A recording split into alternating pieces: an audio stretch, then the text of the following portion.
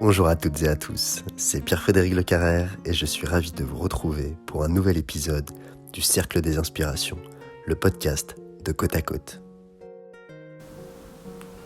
Aujourd'hui, nous partons à la rencontre de Fabrice Belin, le cofondateur des Déshydratés Bretons. Fabrice, c'est le terrain, il est le lien direct avec les producteurs, les revendeurs et les consommateurs. Il développe la relation de proximité pour former une grande équipe autour d'un seul objectif, faire vivre l'économie de proximité. Il met de l'humain dans tout ce qu'il fait. Il est en perpétuelle quête de sens, qui nous caractérise également avec Côte à Côte. Je vous laisse découvrir son histoire. Bonne écoute.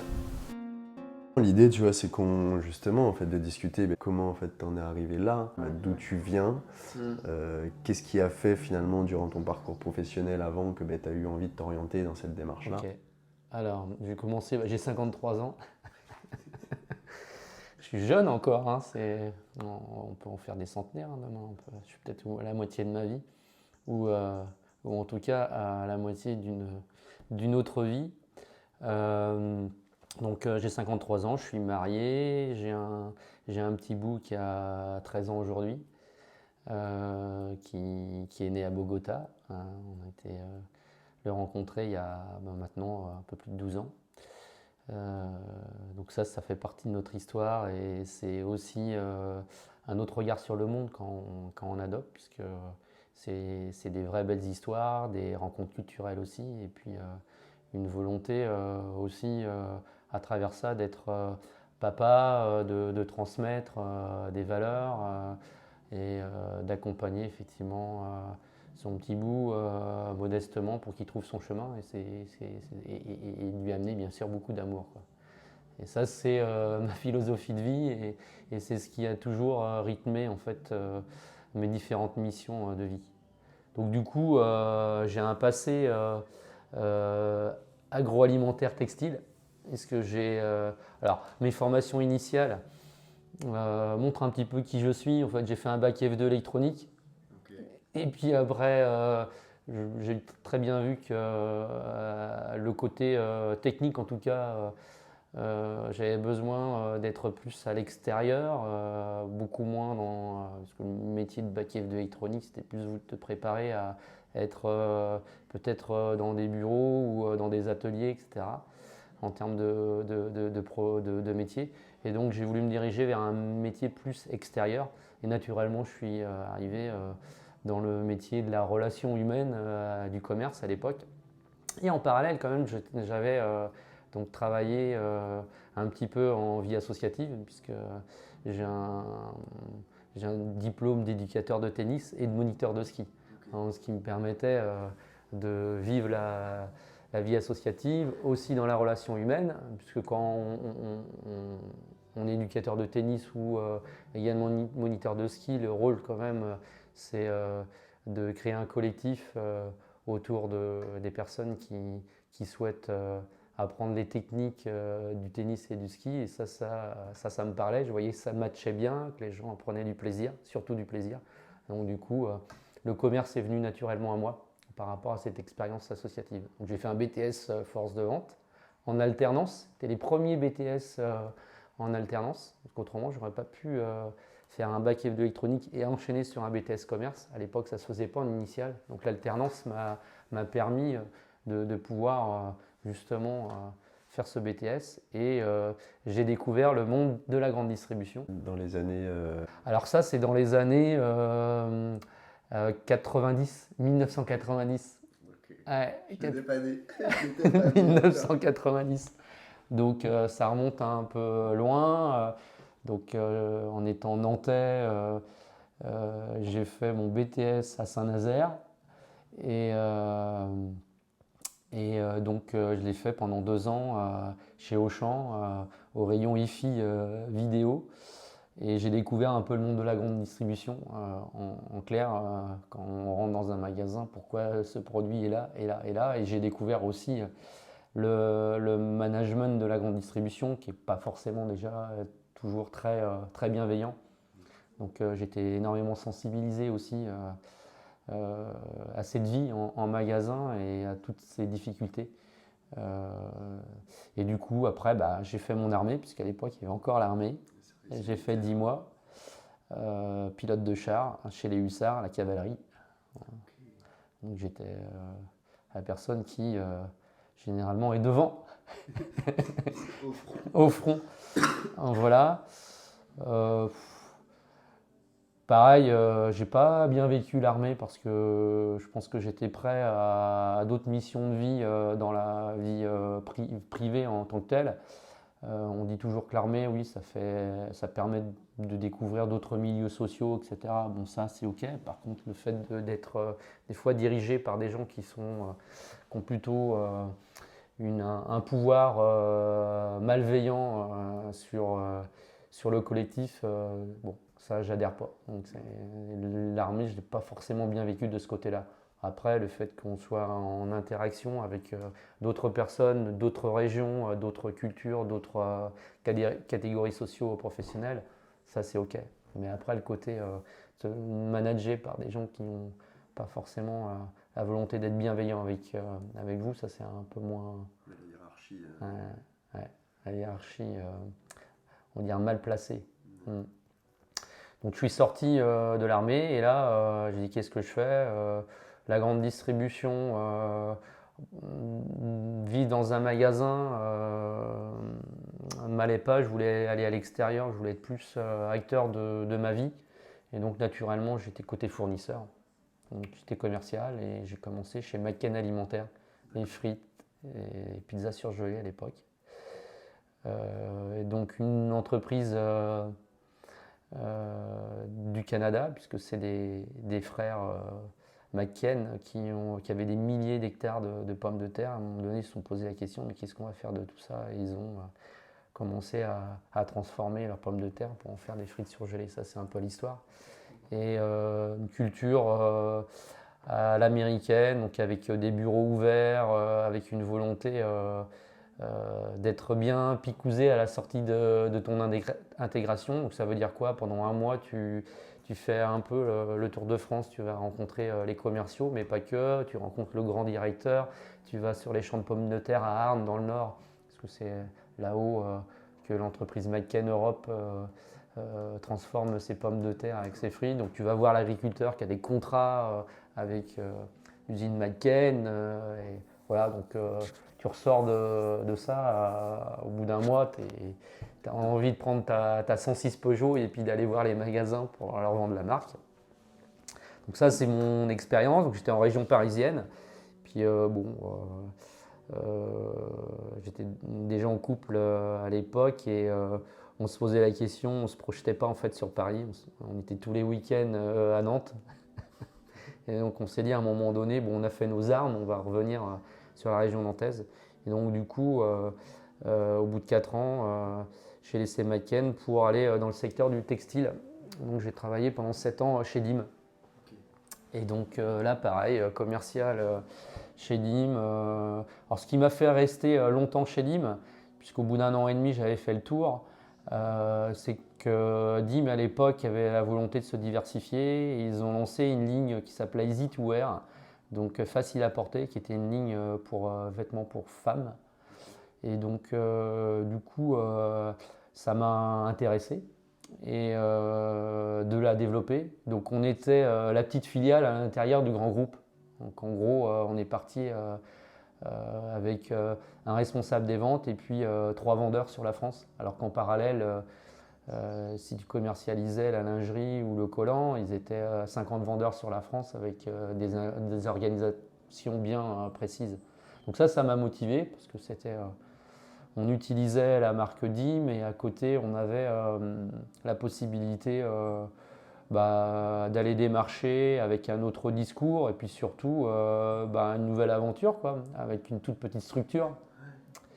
Et puis là j'arrivais à mes 28-29 ans et ce qui me dérangeait en fait chez Dim, c'était déjà le groupe qui était en train de se transformer et surtout il y avait une volonté de revendre le groupe à des fonds,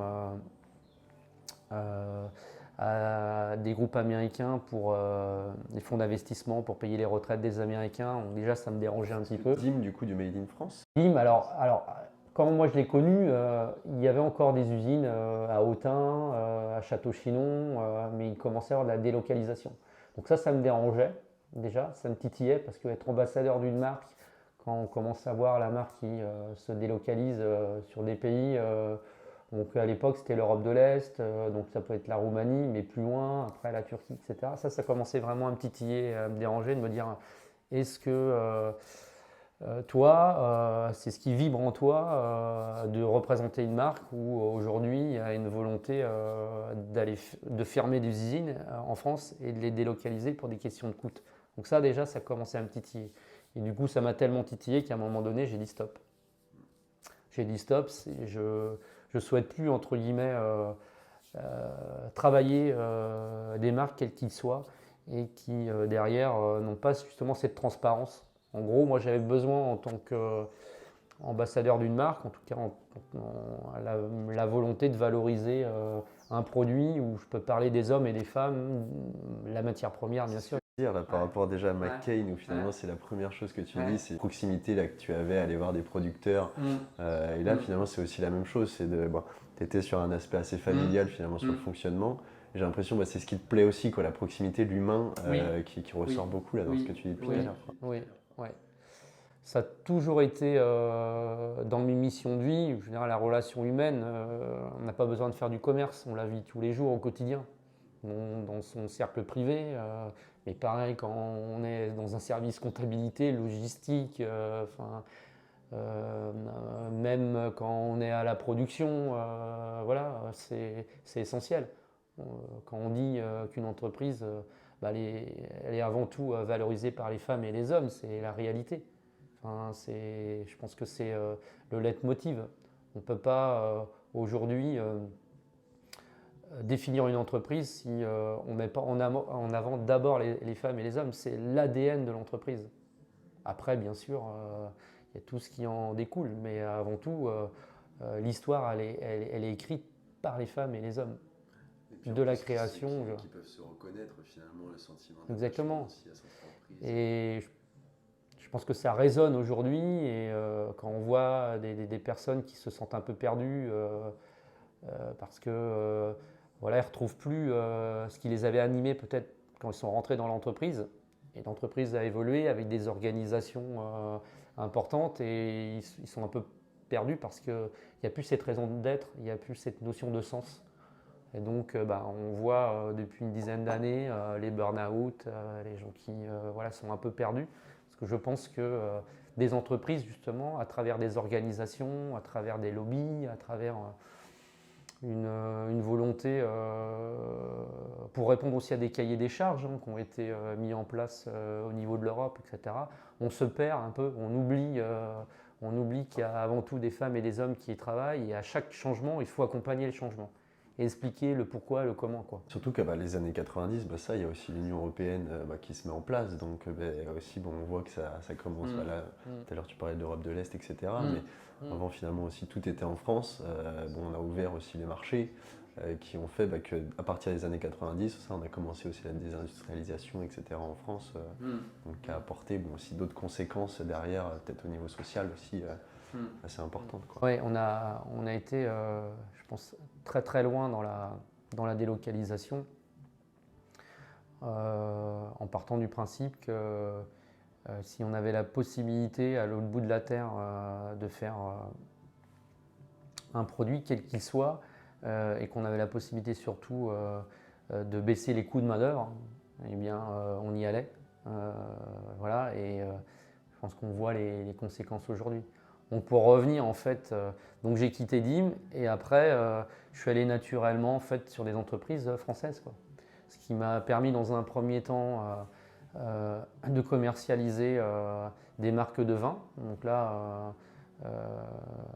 j'ai pris en charge pas pour la première fois parce que chez DIM je commençais à faire du management, mais là je l'ai fait avec une équipe de 7 personnes et on commercialisait.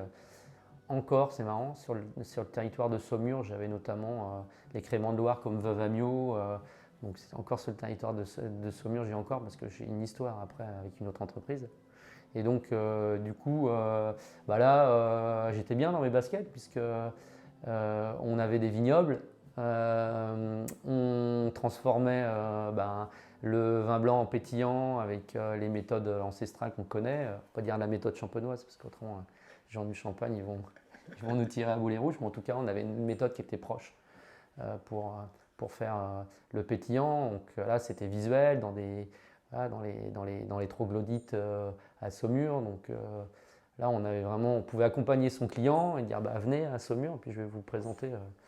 Voilà. Et on avait une marque un peu plus commerciale qui s'appelait Charles Volner, qui était fait à Tournan-en-Brie dans le 77, avec des vins bien sûr français, mais un peu plus industriels, voilà, sur le motif. Mais bon, c'était fait dans le 77.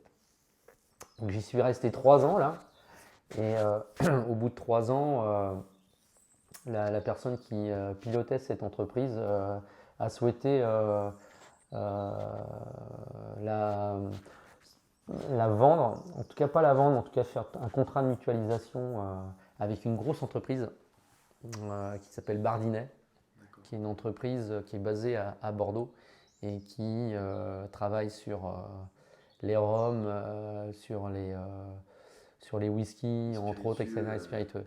Donc du jour au lendemain, on s'est retrouvé absorbé par la grosse entreprise avec toute l'organisation que je ne souhaitais pas en fait.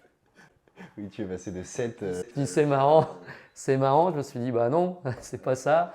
Je ne vais pas rentrer dans les détails, mais il y avait des choses qui me plaisaient pas dans un management un peu militaire.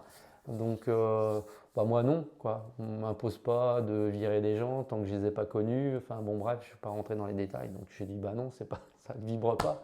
Donc voilà, nouvelle expérience. Et donc au bout de 3 ans, je dis qu'est-ce que je fais? Et donc je suis parti chez Nera Peroni à Saumur pour être directeur des ventes nationales.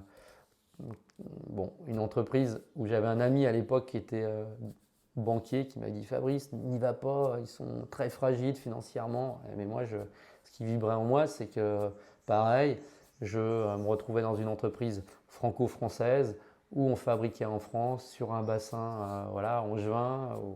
Donc ça avait du sens pour toi. Ça avait du sens pour moi.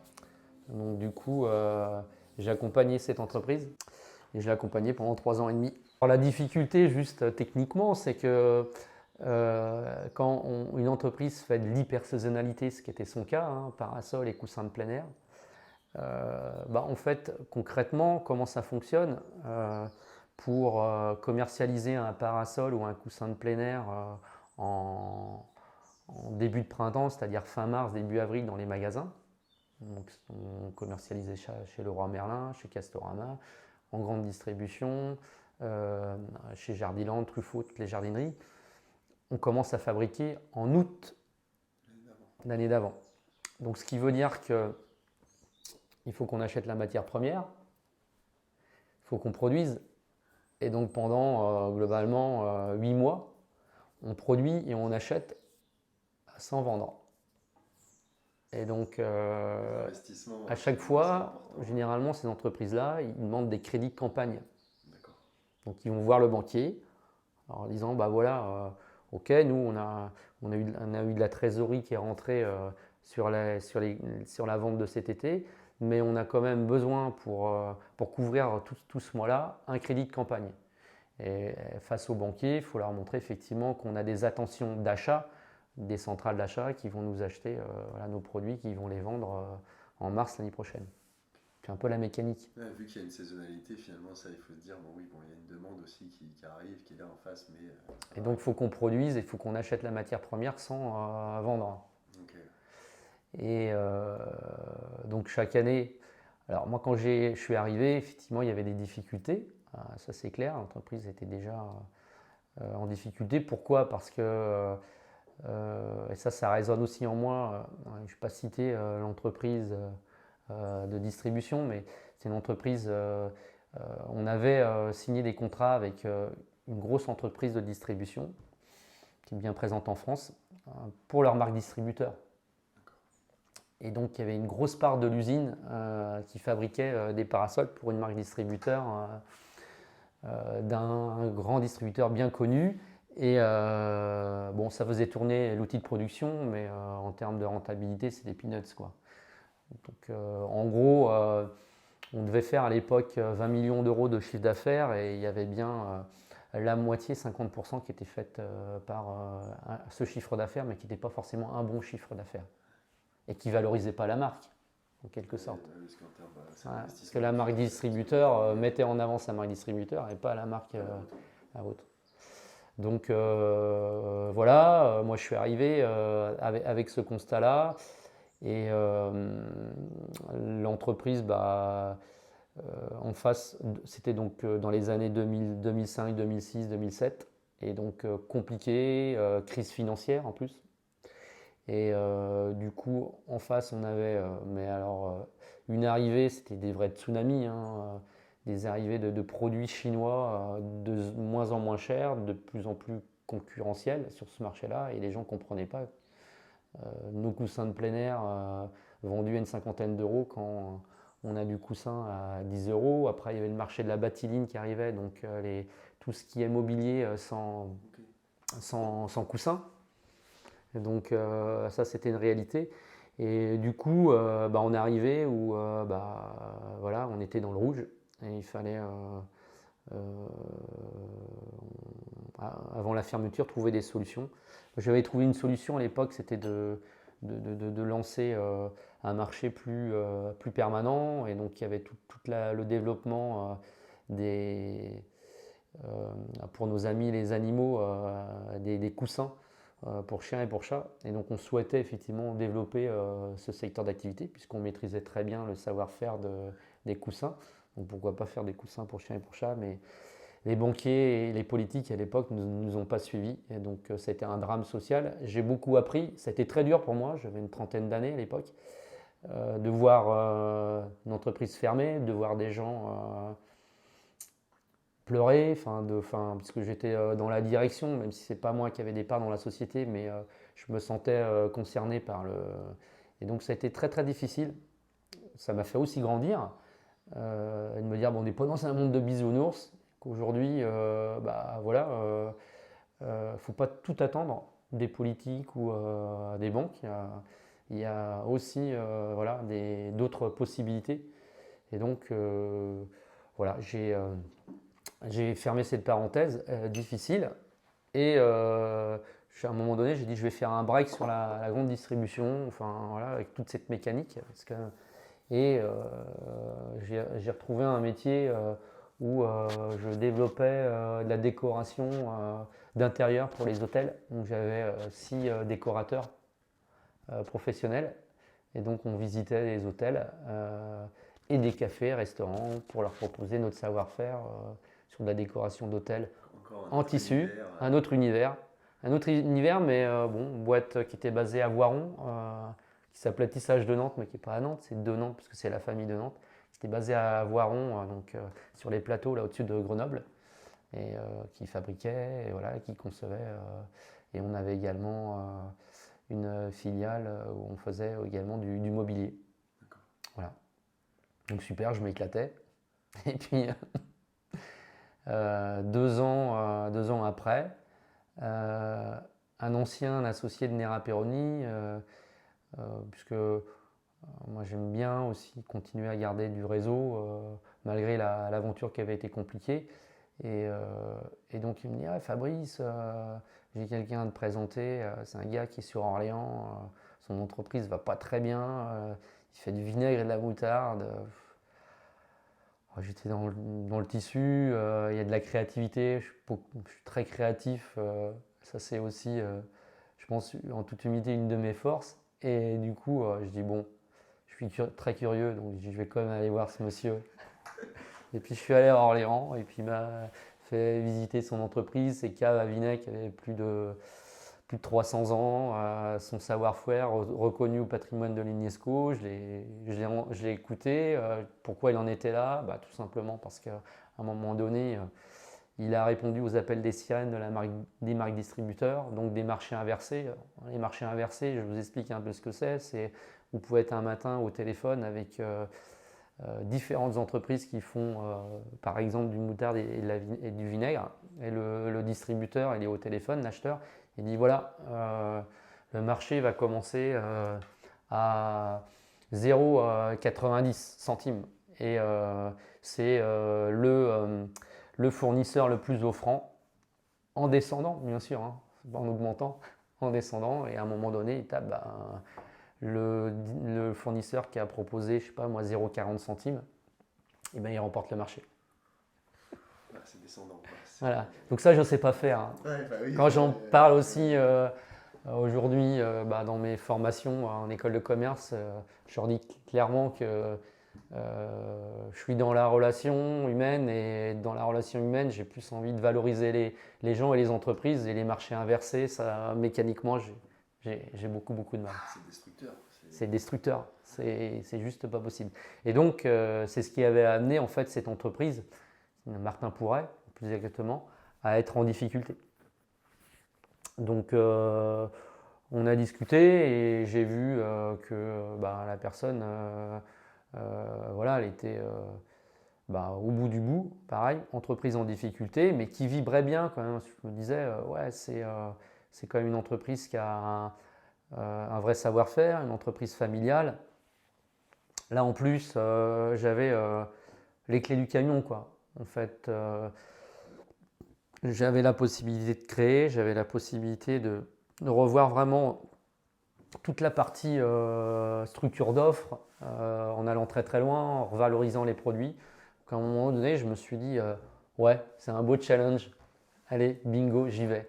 Donc, j'ai laissé le textile pour revenir sur des circuits que je connaissais bien, la grande distribution. Alors, bien sûr, il travaillait aussi avec des épiceries fines, de la restauration, il ne travaillait pas qu'avec la grande distribution. Donc ça aussi, il faisait un peu d'export. Donc voilà, donc c'était une boîte qui devait faire à l'époque 500 000, 600 000 euros. Et j'ai appelé notre premier client chiffre d'affaires, un distributeur à qui travaillait notre marque et qui nous faisait gagner 0,03 centimes d'euros sur la bouteille de vinaigre. Donc je l'ai appelé. Je lui ai dit, écoutez, on fait peut-être 200 000 euros de chiffre d'affaires avec vous, mais on a quand même 9 salariés là, et si on continue comme ça, on va fermer, quoi. Enfin, il faut revoir. Donc nous, on a fait nos petits calculs.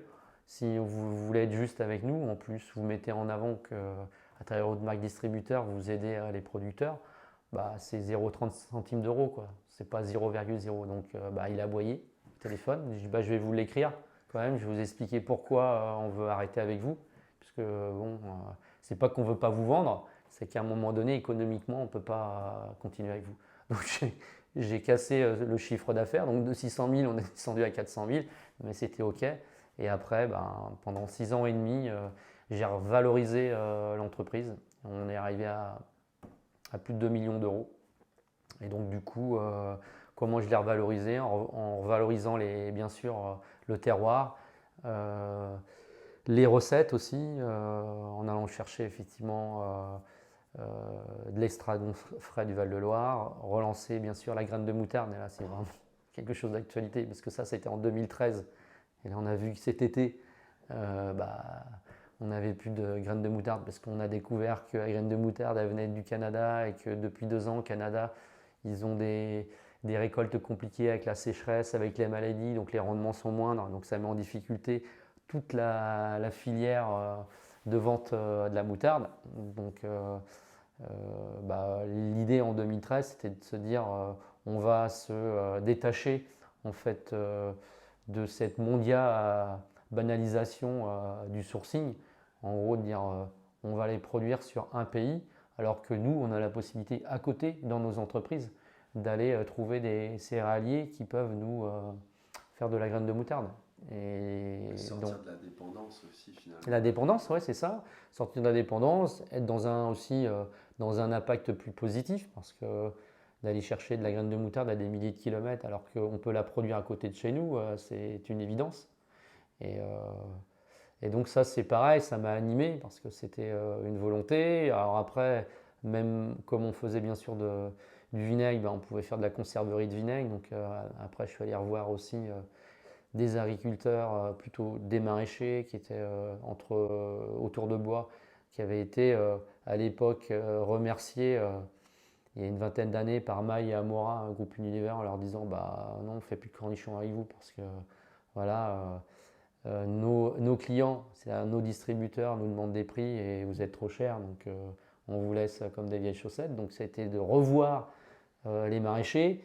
Ils me regardaient avec des grands yeux, un peu aigris, en me racontant leur histoire, en disant attendez, il y a 20 ans, donc vous venez nous voir et vous êtes en train de nous dire que vous êtes en capacité de revendre du cornichon à des distributeurs qui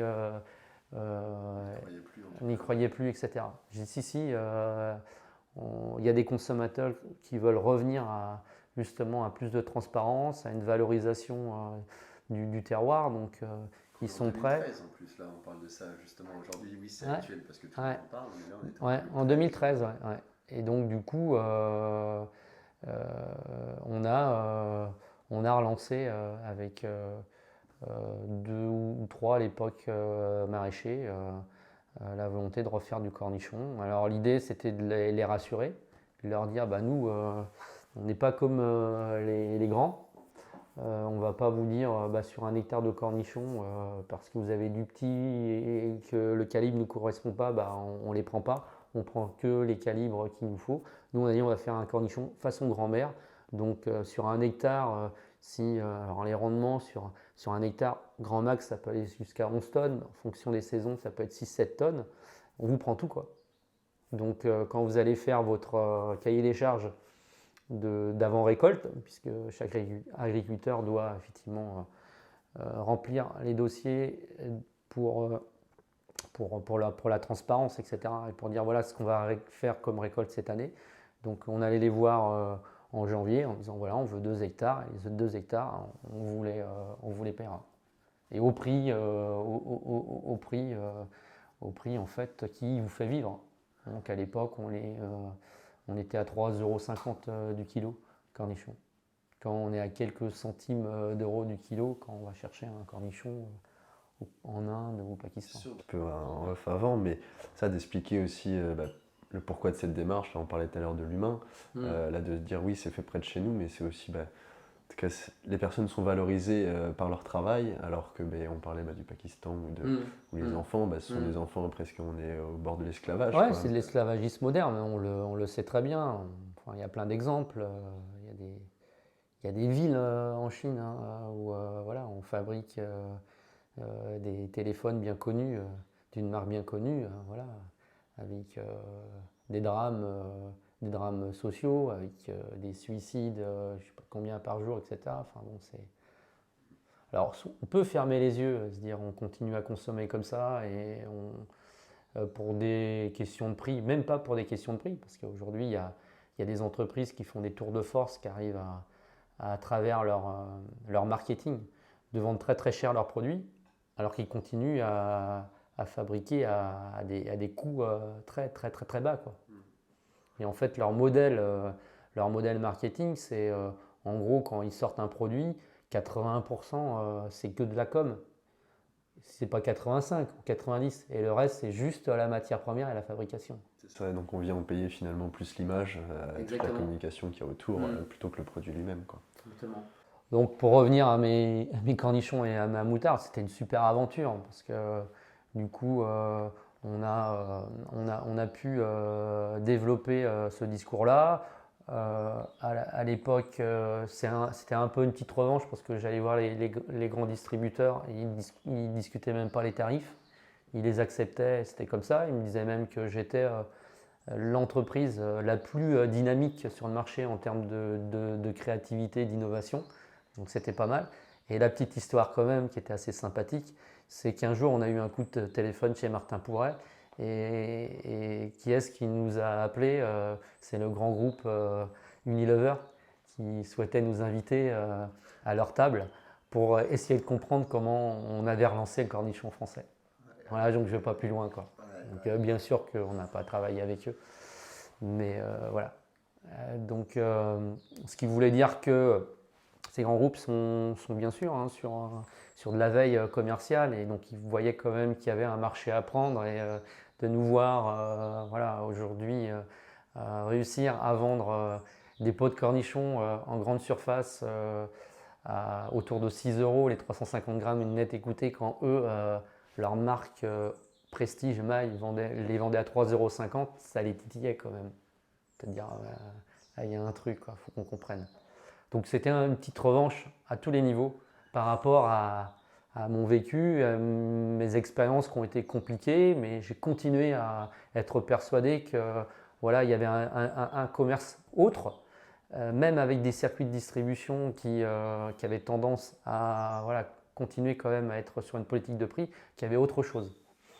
Donc ça a été une vraie victoire par rapport à tout ce que j'avais fait auparavant.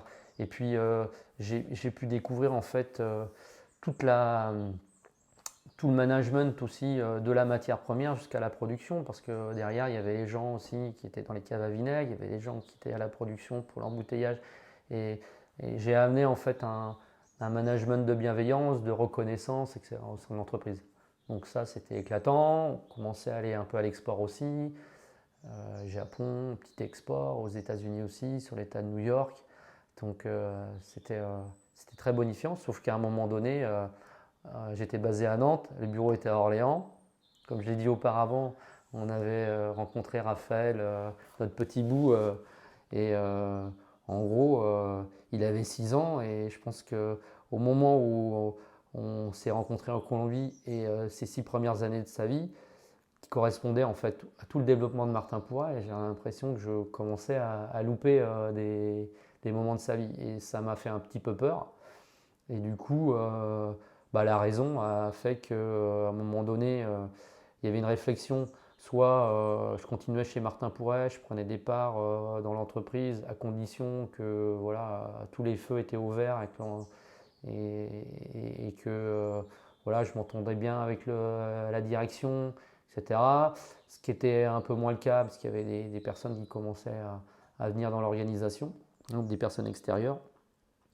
Et donc du coup, je me suis dit non, ça ne matche pas, ça ne va pas matcher. J'ai bien habillé la mariée. Je pense que le patron m'a même dit un jour, je ne pensais pas pouvoir être aussi passionné, prendre autant de plaisir autour de mon entreprise familiale. Puisque lui, on lui avait donné les clés du camion, mais il voulait être garde forestier, il ne voulait pas être dirigeant d'une entreprise familiale. C'est souvent aussi le cas. C'est cette difficulté de reprendre une entreprise familiale quand peut-être on a l'envie de d'autres missions, de métiers. Donc ça peut être lourd. Donc j'étais content aussi d'entendre ça, mais c'était plus mon histoire. Donc il y avait à un moment donné de se dire, je ferme la parenthèse, mais en plus je vais revenir à ce qui quand même fait partie de mon équilibre, mon cercle le plus proche, ma famille, quoi. Donc voilà, donc on est parti 6 mois en Océanie, on a fait un break. Je conseille à tout le monde, je pense, j'étais à l'aube, je dois avoir 45, 46 ans. Et ça fait un bien fou quoi, de faire une pause et puis de se dire, allez, on va voyager et on va aller avec sa petite tribu et vivre 24 heures sur 24, ce que je n'avais jamais fait avec ma tribu, quoi. Et découvrir de nouvelles cultures aussi. Donc là, ça a été un voyage initiatique, avec des belles rencontres, avec une façon aussi de vivre, mais se détacher complètement du matériel. Donc de partir juste avec, on va dire, un sac à dos. Et puis sur 6 mois, alors le fait qu'on avait choisi les bonnes saisons, pendant 6 mois, on a pu être en short et en tongs. Donc on a été en Australie, aux Fidji, à Bali, en Nouvelle-Zélande. Et on a été, je pense, constamment à l'extérieur, au contact de la nature, au contact des gens, des cultures.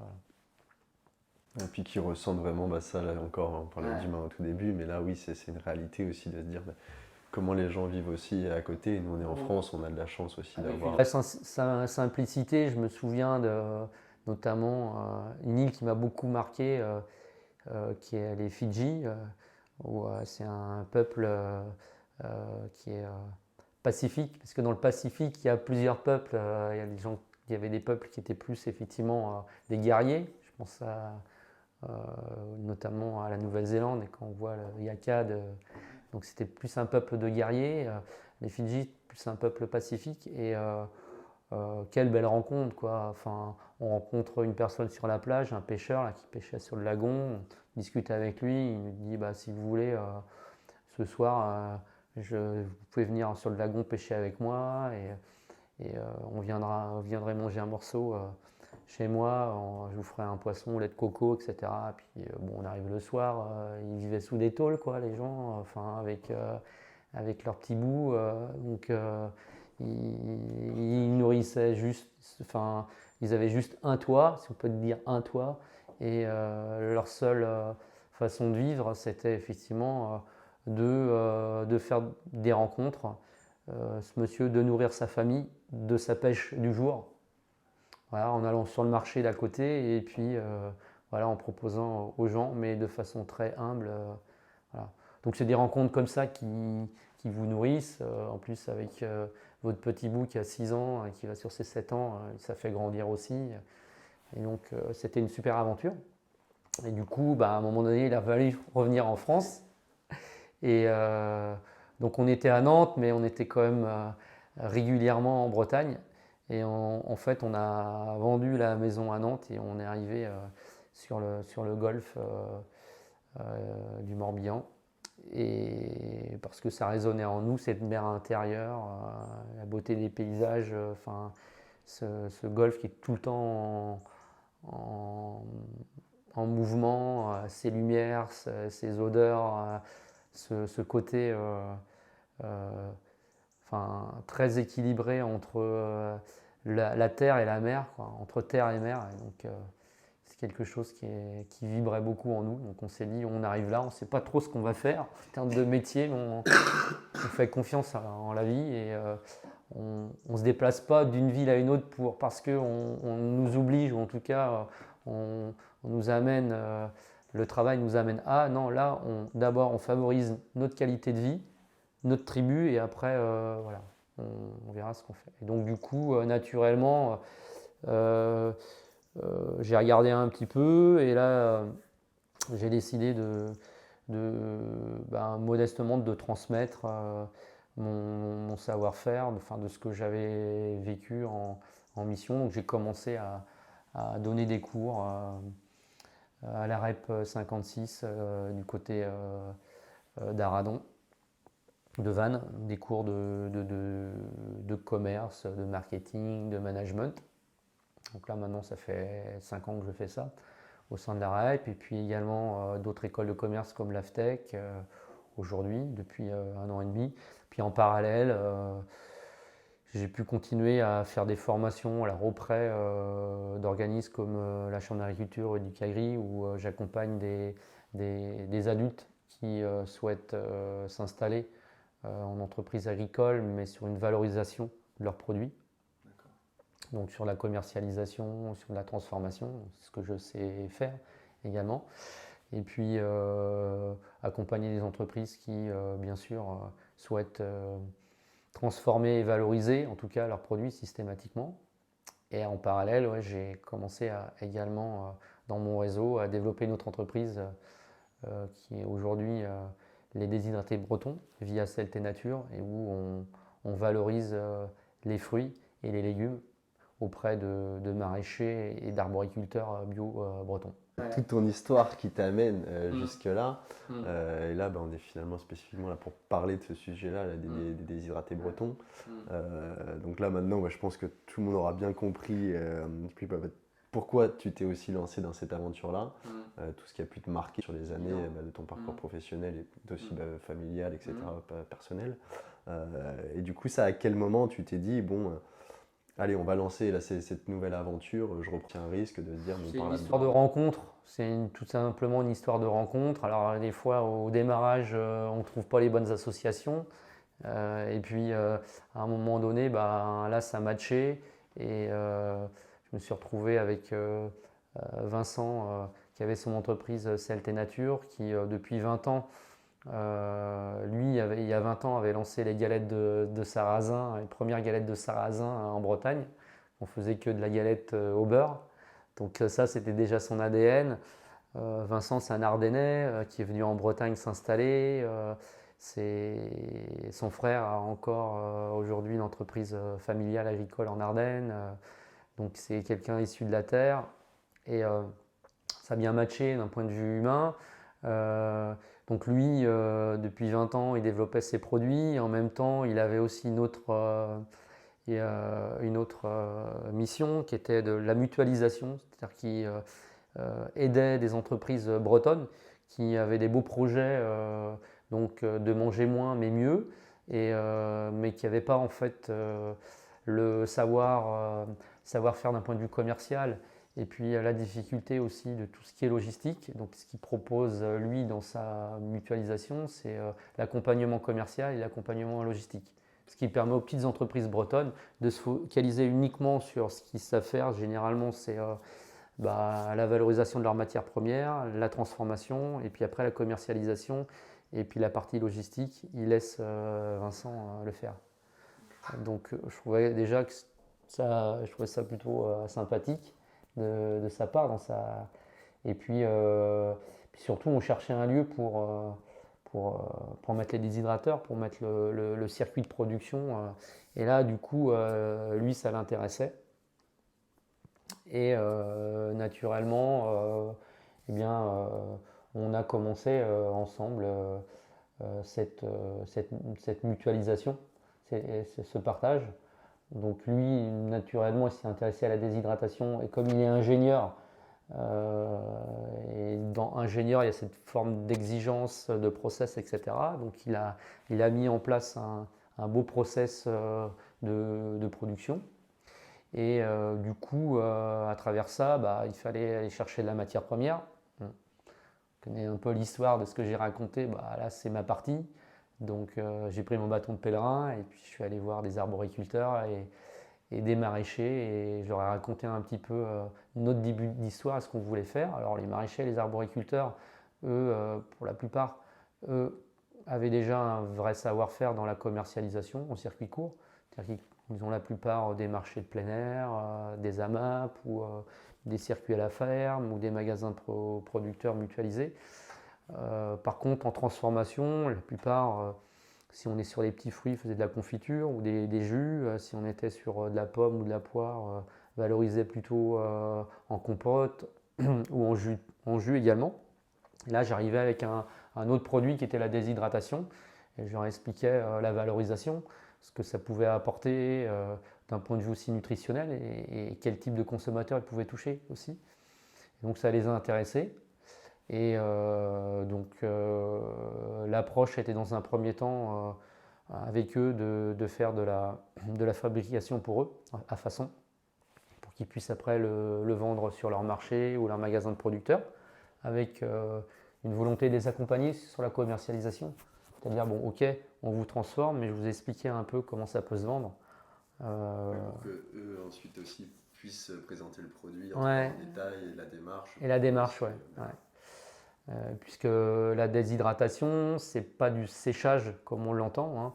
On n'est pas sur des techniques, on va dire, industrielles, où là, généralement, pour des questions de temps, on va faire de la pomme séchée, par exemple, et donc on va sécher à plus de 60 degrés. Et donc, n'importe quel nutritionniste va vous dire, au-dessus de 60 degrés, vous cassez tout l'équilibre nutritionnel. Et donc, il n'y a plus forcément d'intérêt en tout cas d'un point de vue nutriments, de manger ce type de produit. À part avoir un pseudo goût de sucre, puisque le sucre n'est pas enlevé, et de pommes, mais bon, toute la partie nutritionnelle est enlevée. Donc la déshydratation, l'avantage, c'est qu'on n'est pas sur un quart d'heure de séchage à plus de 60 degrés, on est entre 15 heures et 20 heures à moins de 40 degrés, à basse température. Donc là, on concentre en fait les vitamines, notamment tout ce qui est vitamine A, B, D et E. Sur la vitamine C, contrairement au séché, on garde un peu de vitamine C. Et comme on est sur du bio, on garde aussi la peau du fruit. Et donc là, du coup, on est riche en fibres alimentaires également. Et donc on a un produit qui est un booster d'énergie qui peut être utilisé à tout moment de la journée pour des encassins, pour le muesli le matin, pour une infusion de poire ou de pomme. Voilà, et donc du coup, ça donne une possibilité à l'arboriculteur et aux maraîchers de valoriser leurs produits autrement, quoi, sur une approche peut-être un peu plus nutritionnelle. Et à travers ça, ça vous amène à faire des belles mutualisations, dont l'une qui est Émile Auté, qui est aujourd'hui, qui a lancé avec une personne qui avait racheté des terres il y a quelques années dans le Léon, dans une petite vallée là, avec un ruisseau qui coule et qui se jette un peu plus loin dans la mer. Et il a racheté un moulin et à travers ça, il en a fait un chouette de parc. Et Émile Auté, elle l'a rencontré et il lui a raconté son histoire. Émile Auté, c'est un paysan voyageur, c'est quelqu'un qui s'est beaucoup intéressé en fait à la culture du thé. Donc il a été en Asie pour comprendre les techniques de séchage. Il est revenu en France et en fait dans la rencontre qu'il a fait avec cette personne qui était dans le Léon, ils se sont dit le thé c'est la famille des camélias. Camélias ça pousse bien en Bretagne, donc on va faire pousser du thé en Bretagne. Et donc moi je l'ai appelé parce que j'ai lu un article un jour sur Ouest France dimanche et je l'ai appelé, je lui ai dit vous faites du thé en Bretagne, je sais que vous faites des thés aux fruits, ça pourrait être bien de faire des thés avec mes fruits déshydratés. Donc c'est ça qui résonne en moi aujourd'hui, c'est en fait se dire que sur un même territoire, on peut travailler cette économie de proximité, qu'on peut travailler bien sûr sainement. Quand je dis sainement avec les arboriculteurs et les maraîchers, c'est-à-dire qu'on va acheter au juste prix. Quand je dis juste prix, c'est que derrière c'est juste pour eux et que ça les fait vivre. Et en même temps de faire des rencontres avec d'autres produits qui sont sur le même territoire breton. Le thé est assez étonnant. Le chocolat en fait partie aussi. Avec les nénettes de Vannes, on a pu collaborer pour faire des tablettes de chocolat avec des fraises déshydratées. Donc c'est tout ça qui m'anime. Là, maintenant, là on est dans la dernière ligne droite aussi pour la route du Rhum. Donc là, j'ai rencontré, pareil, dans le réseau, Marc Guillemot, qui est juste une personne fantastique, qui est toujours en course. Je l'ai rencontré vendredi dernier et un journaliste a souhaité faire une bibliographie sur lui.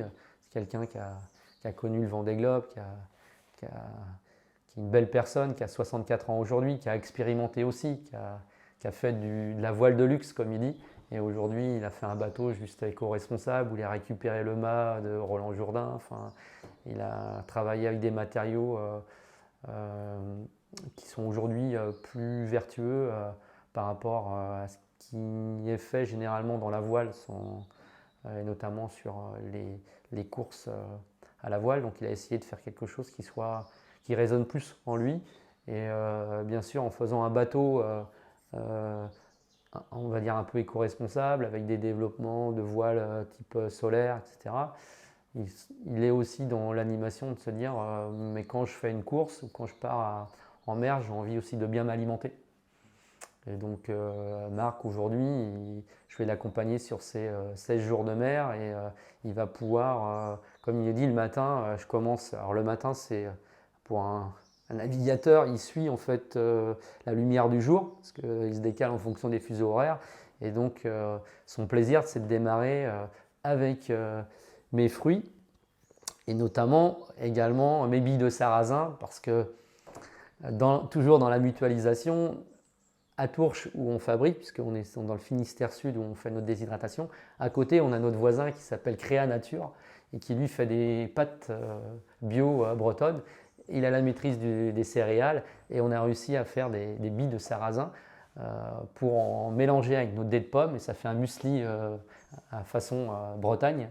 Et Marc, il s'en fait un délice. D'ailleurs, sur la course pour la qualif, pour la route du Rhum, Dream Up, il les a utilisés. Moi, le matin, il dit je prends ça, c'est 50 grammes de billes de sarrasin avec des dés de pomme, avec un petit lait de coco et je démarre la journée et je suis en forme. Aussi, une des choses sur le produit là, qui est assez intéressante, c'est qu'en termes de quantité aussi, finalement moins de quantité, mais avec des valeurs nutritionnelles aussi importantes. On est vraiment dans c'est ce qui m'animait aussi pour revenir sur le vinaigre.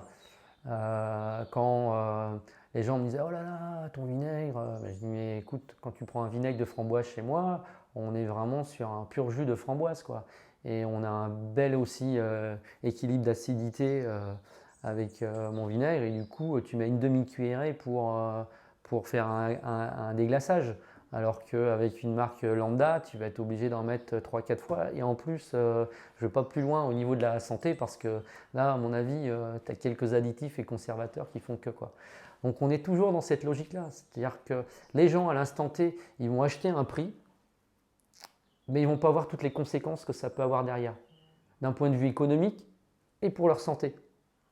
Et ils vont acheter un prix et en fait, au bout du compte, ce prix va les amener à utiliser un produit qui, au bout du compte, devrait leur faire du bien, puisque quand je parle de l'alimentation, devrait leur faire du bien. Alors aujourd'hui, il leur fait du bien parce qu'on est dans une société où on a tellement utilisé le sucre dans beaucoup de produits. Donc on a des gens qui sont addicts du sucre, donc ils goûtent des produits qui normalement, quand on achète ce produit, on ne devrait pas avoir de sucre, mais si on en a. Les frites surgelées, à l'époque où je travaillais chez McCain, quand on regarde un petit peu, ils mettent du sucre. Donc c'est juste aberrant, mais quand on achète des frites surgelées, bon, c'est comme ça. Donc, au final, ça leur fait pas du bien. Ils en consomment encore plus parce que comme ce n'est pas des produits qui sont faits de façon naturelle, qui ne sont pas transformés naturellement, eh bien, on n'a pas ce côté concentration du goût. Et quand on est sur des fabrications, en tout cas quand on prend des matières premières naturelles, et en plus qu'on les transforme de façon où justement on essaye de garder cet équilibre nutritionnel, eh bien au final on est sur un produit très concentré en goût, en équilibre nutritionnel, et on n'a pas besoin d'en prendre beaucoup. Et donc on arrive en fait à un cercle vertueux en se disant au final on pourrait acheter un produit un peu plus cher, mais quand on regarde derrière, ça va permettre de faire vivre certainement l'économie de proximité, l'économie circulaire. Donc ça va faire vivre ton voisin. Et ton voisin, il va certainement te faire vivre aussi indirectement. Ça, c'est une. Deux, c'est bon pour toi, pour ton corps. Donc sans aller dans le côté très noir, mais ça va te permettre peut-être d'avoir une espérance de vie ou d'éviter d'avoir des maladies demain. Et donc derrière, de dépenser et de dépenser pour la santé. Et qu'on sait que la santé en France, on a des remboursements, mais bon, derrière, c'est aussi, ça impacte aussi sur les coûts de notre vie publique, de citoyenneté. Donc si tu manges naturel et que tu fais attention à ton corps, derrière, normalement, tu as moins de maladies, normalement. Et donc derrière, tu as une meilleure espérance de vie et ça engendre effectivement des coûts moindres pour la société et aussi pour toi, quoi. Oui, parce que c'est vrai qu'on parle de plus en plus là, même de l'importance du sport là, sur l'aspect santé, mais on en oublie en fait l'alimentaire, en fait, qui est la base première finalement de se dire chaque jour je vais m'alimenter, mais si je le fais d'une bonne manière, j'ai moins de répercussions aussi derrière, quoi. Tu m'as fait découvrir Robin Le Gac, qui est un jeune nutritionniste. Et aujourd'hui, le fait que je collabore avec lui, c'est que je lui ai posé une question essentielle. C'est-à-dire le jour où tu as un sportif qui vient dans ton cabinet, qu'est-ce que tu lui préconises en termes d'approche nutritionniste? Et aujourd'hui, ce qui est bien, c'est que j'ai entendu que lui, ce n'était pas un pro des compléments alimentaires, ce n'était pas un pro de tout ce qui pouvait être proposé, créatine et compagnie. Lui, aujourd'hui, ce qu'il va préconiser avant tout, c'est une alimentation saine. Et son discours, c'est de dire, si tu t'alimentes sainement, la performance, dans le temps, tu vas la trouver. Oui, parce que c'est l'énergie qu'on vient créer, c'est notre fuel, quoi. Ouais.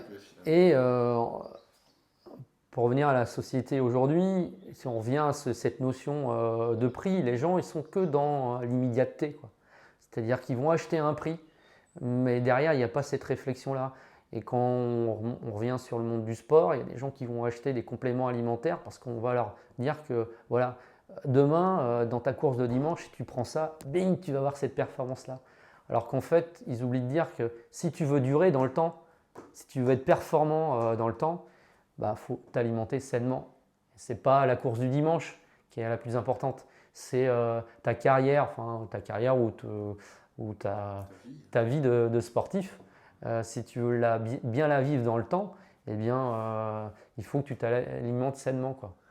Et je pense que tous les sportifs qui sont animés et qui sont passionnés du sport, si tu leur dis là, tu signes pour prendre des compléments alimentaires où tu as plein d'additifs, conservateurs qui vont peut-être t'apporter des fois à l'instant T une performance à très court terme, mais par contre dans quelques années tu vas avoir des problèmes, voilà.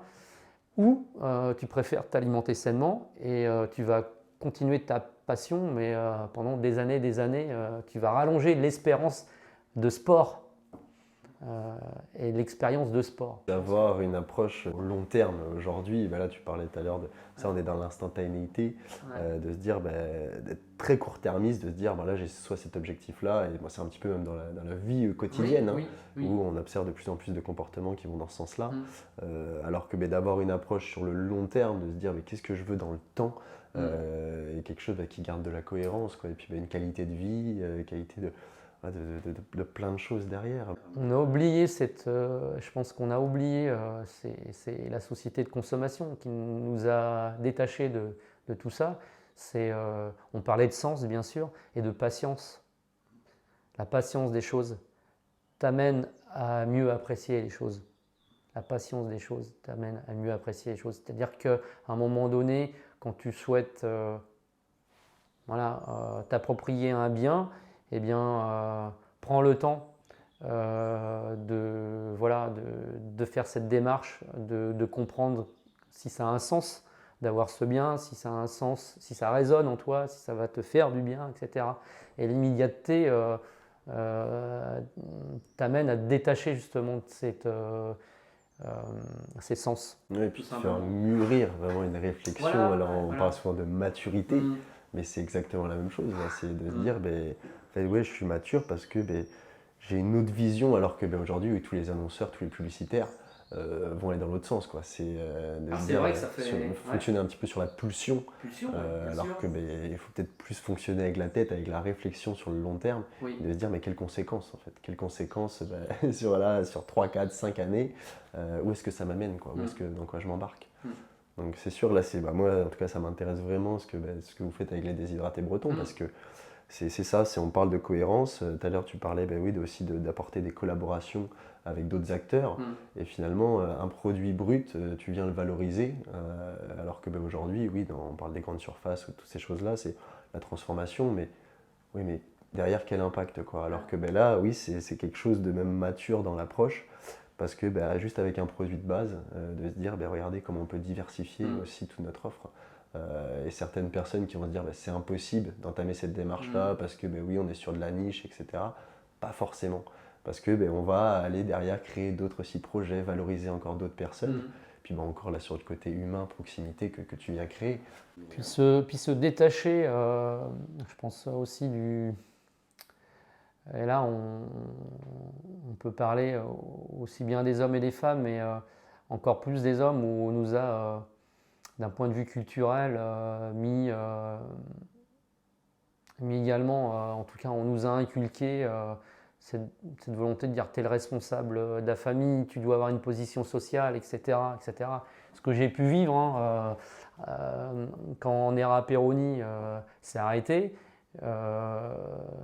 Bien sûr qu'il y a d'autres, on va dire des vautours qui sont arrivés et qui ont dit, et j'ai eu des propositions de ce type avec une personne qui m'a dit voilà Fabrice, moi je voudrais continuer avec vous, je vous explique qui je suis et je peux vous donner un joli bureau à Paris. Par contre, toutes les machines vont partir au Vietnam et vous aurez le Super 4x4 et 100 000 euros par an et voilà, et tout ce qui va avec.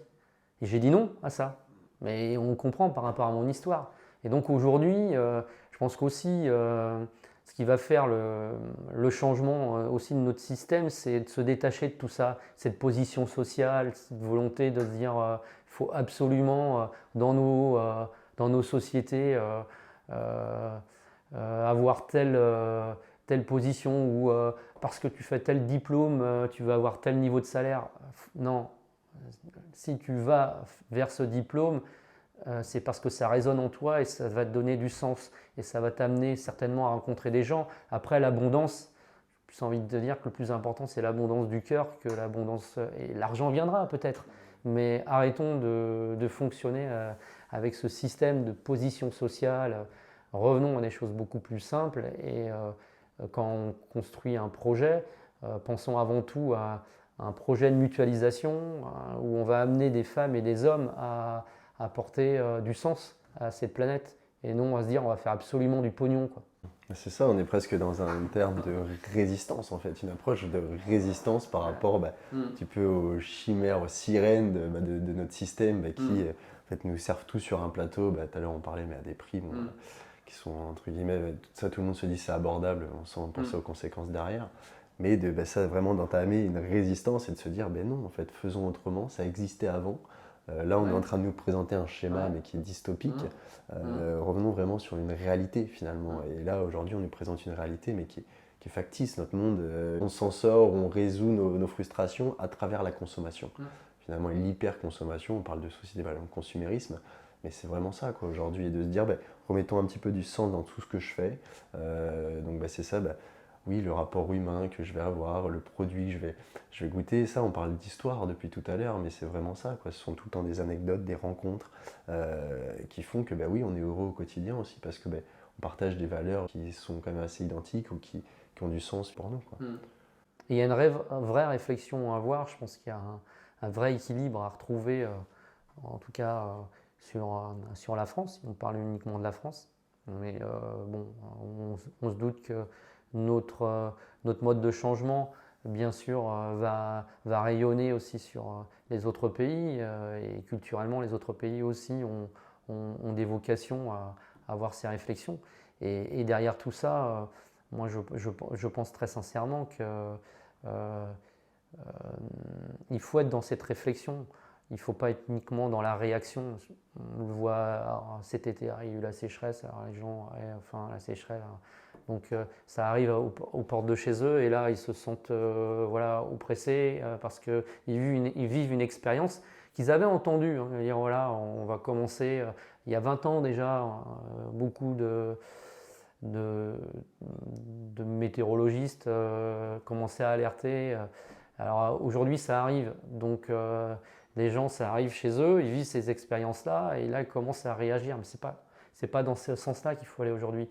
C'est de se dire, ok, notre mode là, il n'est pas tenable pour notre planète, il est pas tenable aussi dans nos relations humaines en général. Et donc, il faut revenir au cœur du système et mettre en place une autre forme de relation, de commerce en général, de flux financiers en général, quoi. Et je pense qu'il faut que les gens soient vraiment conscients, quoi.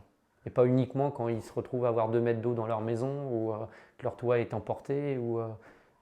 Ça d'arriver souvent à la finalité, mais sans observer tout ce qui se passe derrière, en fait, pourquoi on en arrive à ça. Et aujourd'hui, ça, on expose des faits qui font peur en plus, on va faire peur aux gens. Mais en fait, il faudrait peut-être déjà aussi amener une réflexion de pourquoi on en arrive là. Et puis là, on parlait tout à l'heure, mais oui, notre type de consommation a des conséquences. Et puis là, on commence aussi à avoir les premières problématiques liées à ça, quoi. Et on se dit, non, c'est pas de notre faute, non, ça vient pas d'ici, etc. C'est entre guillemets logique, tout ce qui arrive, on n'y peut rien. Si, en fait, on est en train de créer, on parlait de monstres tout à l'heure, mais c'est ça, quoi, c'est de se dire, comment on fait face parce qu'aujourd'hui, il va y avoir aussi de plus en plus de problématiques justement au niveau de l'environnement. Et puis là, moi, ce que j'aime justement là, dans la démarche des déshydratés bretons, c'est ça, c'est le circuit court, c'est le local. Et je pense que c'est une vision de la vie qui est, tout à l'heure on parlait d'écologie, mais l'écologie de vie, en fait, l'environnement aussi dans lequel on évolue. C'est tout ça, c'est ce qui amène le bonheur au quotidien, qui enlève certaines frustrations, etc. Parce que oui, on a interaction avec des personnes, mais nous voilà, suscite la curiosité, suscite soit l'étonnement et puis d'être, tout à l'heure tu disais de transmettre à travers les écoles de commerce, mais d'être un passeur aussi, de se dire, regardez, un petit peu sur moi, bon, je parle un petit peu d'influence responsable, mais c'est ça, c'est qu'est-ce qu'on va donner aux gens, mais plus qu'un produit, c'est quelle réflexion on va aussi leur amener. En fait, quand tu vas acheter ce produit-là, c'est pas juste un produit que tu vas manger, c'est derrière, en fait, ça amène une réflexion, ça amène une manière de penser qui est totalement différente. Et donc, je pense que là, il y a plein de choses en tout cas à faire, et de voir des acteurs, en tout cas comme vous, qui se développent avec un parcours en plus, ça, ou baigner un petit peu dans la grande distribution et de se dire, on peut en sortir, on peut faire d'autres choses. C'est un super message finalement qu'on transmet. On parlait des nouvelles générations, etc., des enfants, voilà, et c'est qu'est-ce qu'on leur laisse, hein, qu'est-ce qu'on transmet. Et là, c'est top quoi, d'avoir cette démarche-là. Ouais, et dans ces réflexions, c'est vraiment de se dire qu'on peut,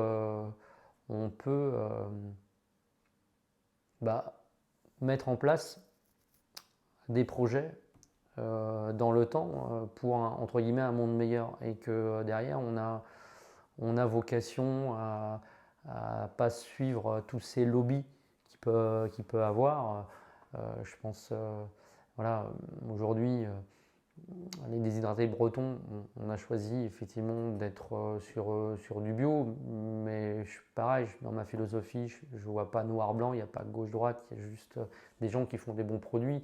Le local, il est essentiel. Malheureusement, je prends l'exemple du bio, aujourd'hui, il est utilisé à des fins, pour certains, purement commerciales, et eh bien, il y a des labels, sans les citer, qui ne veulent plus rien dire. Et je prenais l'exemple d'un agriculteur là, où j'ai vu sur une émission récente qui fait du porc gascon, qui est plus bio que bio, qui est au-dessus du cahier des charges qu'on demande aujourd'hui. Et lui, il se désolidarise des labels verts, quoi. Parce que aujourd'hui, dans sa réflexion, c'est de se dire, non, ce label-là, il correspond plus en fait à ce qui m'a animé hier, de faire des produits locaux et des produits, on va dire, naturels, sains. Donc ils ont ouvert un magasin de producteurs et ils ont créé leur label qui s'appelle AP, Agriculteur Poétique. Je trouvais ça très... voilà, c'est qu'à partir d'un constat, faut savoir aussi... pour moi, c'est des lanceurs d'alerte. Pour moi, c'est de se dire, attention, aujourd'hui, on est dans un monde de communication, des gens qui sont très forts en communication, on le disait tout à l'heure, sur des produits, certains qui sont capables de vous vendre un produit, et le produit, 90% c'est uniquement de la com, et 10% c'est pour fabriquer le produit. Donc imaginez cette puissance qu'ils peuvent avoir, et derrière, ils peuvent sensiblement modifier en fait, la vision du monde et des consommateurs.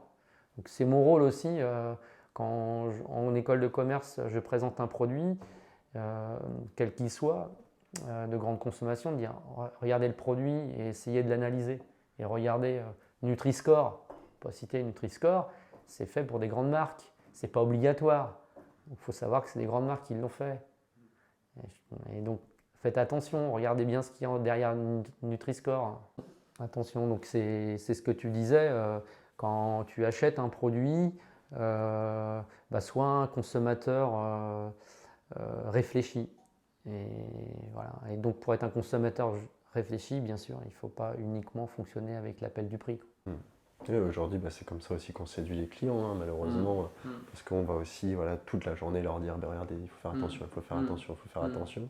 Et finalement, sur quelque chose qui nous fait vivre, hein, parce que là, tout à l'heure on parlait, mais c'est notre énergie de manger au quotidien, c'est ce qui nous fait vivre, quoi. Si on ne mange pas pendant plusieurs jours, d'un moment, il va y avoir des problèmes, quoi. Et là, de se dire, en fait, c'est quelque chose de vital. Et puis pour autant, en fait, on ne sait même pas ce qu'on mange. C'est maquillé aussi. Tout à l'heure, on parlait d'additifs ou de conservateurs, de toutes ces choses-là.